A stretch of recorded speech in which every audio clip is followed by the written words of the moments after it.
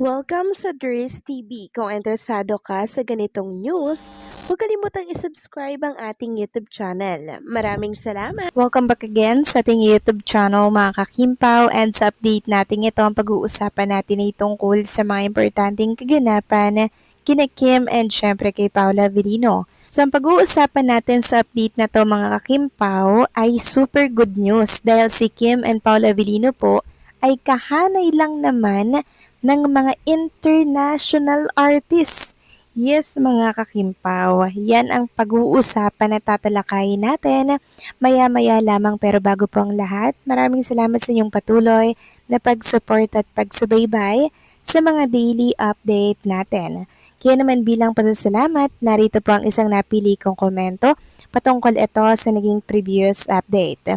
Muna ito kay Ginang Edetana Donza. Sabi niya, "Hello Dres, yes of course. We want Kim Pao to have a happy ending in their episode, The Alibay. Gusto namin happy ang lahat, especially in True Life of Kim Pao. Siyempre, may kasala na hindi lang si The Alibay eh. Sana magkaroon ng big family at maging Mr. and Mrs. Kimberly Chu Abilino in God's will, happily ever after." Maraming salamat sa inyong komento, Ginang Edetana Donza. Yes, tama po kayo. Sana magkaroon po ng happy ending ang episode po ng The Alibay. Kahit dito na lang po sa Pre-TV ang buong katotohanan, di ba? Kasi yung nakaraan pong napanood natin, sobrang na-heartbroken po tayo doon. Kasi namatay po itong si Vincent, mga kakimpaw.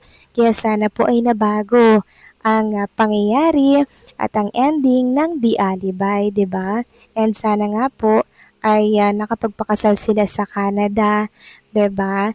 At magkaroon po ng happy family. Sana yun po yung naging finale. Tapos sana ito rin po yung mangyari in real life dahil yan po talaga yung minamanifest ng mga Kim Pao fans kay Kim and kay Paolo Avellino. So maraming salamat sa inyong komento, Ginang Edetana Donza. God bless po sa inyo and mabuhay kayo. So eto na nga, pag-usapan na natin mga kakimpaw, mga topic po na nakalap natin sa update na to. At unahin na nga nating pag-usapan ang tungkol dito sa write-ups for Trinita Princess and Paolo Avellino. So basahin natin, ayon dito, siksik ang schedule ni Kim Chu ngayong buwan ng Hulyo. Ayon sa impormasyong ibinahagi ng staff ng House of Little Bunny PH, nakatakdang bumiyahe ang kapamilya actress sa Zamboanga City sa unang linggo ng Hulyo para sa pagbubukas ng panibagong pop-up store ng kanyang negosyo. Bukod sa kanyang business commitments, naghahanda na rin si Kim para sa isa pang malaking proyekto. Sa huling linggo ng Hulyo, nakatakdang lumipad ang buong production team ng serye Kopino patungong South Korea para sa shooting ng inaabangang proyekto nila ni Paolo Avellino. So huling linggo daw po ng July, mga kakimpaw, lilipad si Kim and Paolo papunta po ng South Korea. So malapit-lapit na to mga kakimpaw. Ayon pa dito, bago ang kanilang biyahe, inaasahang tatapusin muna ni Kim at Paolo ang kanilang mga naka-line up na endorsement project at iba pang mga commitments sa Pilipinas. Posible ring kunan muna ang ilan sa mga eksena ng serye bago sila umalis ng bansa. Samantalang usap-usapan din kung makakadalo ang Kim Pao sa The Eddies upang personal na tanggapin ang kanilang Box Office Entertainment Award para sa pelikulang My Love Will Make It Disappear. Gayunman, wala pa umanong kumpirmasyon mula sa dalawa o sa kanilang management, pero natapik na natin ito kanina mga kakimpaw na hindi nga daw po makaka-attend or makakadalo si Kim and Paolo. Ayon pa dito, kung sakaling hindi sila makadalo, may posibilidad na isa sa kanilang mga co-star na sina Melay Cantiveros o Wilma Dasen ang tumanggap ng parangal para sa kanila.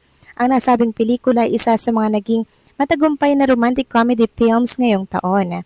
Sa dami ng nakaabang na proyekto, negosyo at mga espesyal na event, tila walang tigil ang mga gawain ni Kim ngayong Hulyo.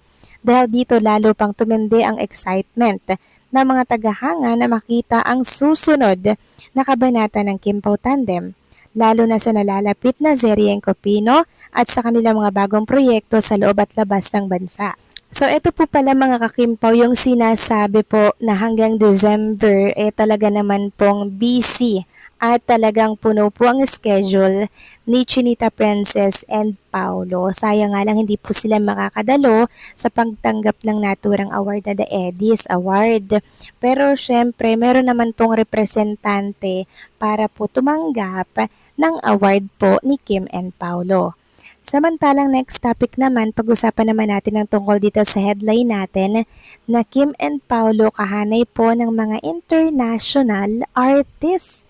Yes, mga kakimpaw, grabe na po talaga si Kim and si Paulo Abilino kasi meron pong inilabas na banner na kung saan iba't iba po yung mga kahanay ni Kim and Paulo. May mga taga China, Japan, and also iba't ibang mga bansa pa po mga kakimpaw, no? Ito lang yung nabanggit natin kasi ito lang yung kasama ni Kim and Paulo. Pero marami po talagang bansa kahanay po si Kim and si Paulo.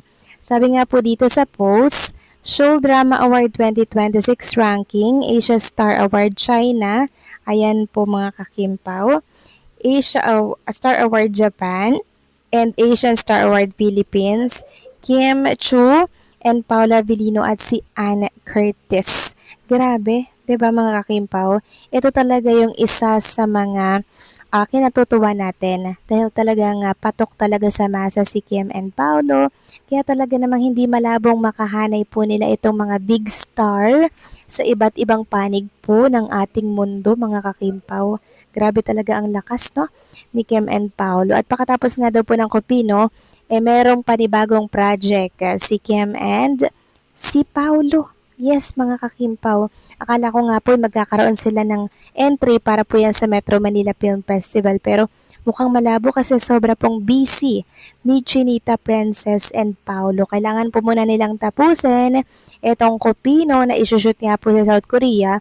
At by last week po ng July, lilipad na po sila papunta po ng South Korea. Ang hindi lang natin sure ay kung may kukunan po bang eksena dito sa Pilipinas bago po sila lumipad ng South Korea or mauna ba yung shoot sa South Korea bago yung Pilipinas na isushoot.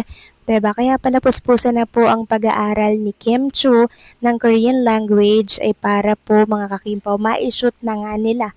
Ito pong mga eksena sa Kopino. Kaya pala hindi po matatanggap at makakapunta si Kim and Paulo para po yan tumanggap ng award dahil sobrang busy nga pala talaga ni Kim and Paulo mga kakimpaw. Medyo nakakasad pero okay lang yon. At least may dahilan naman mga kakimpaw at yun po ay para po sa kanilang panibagong malaking project na naman.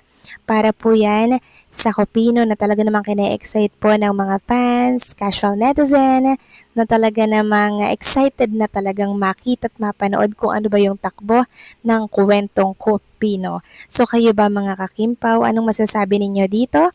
Please comment down below.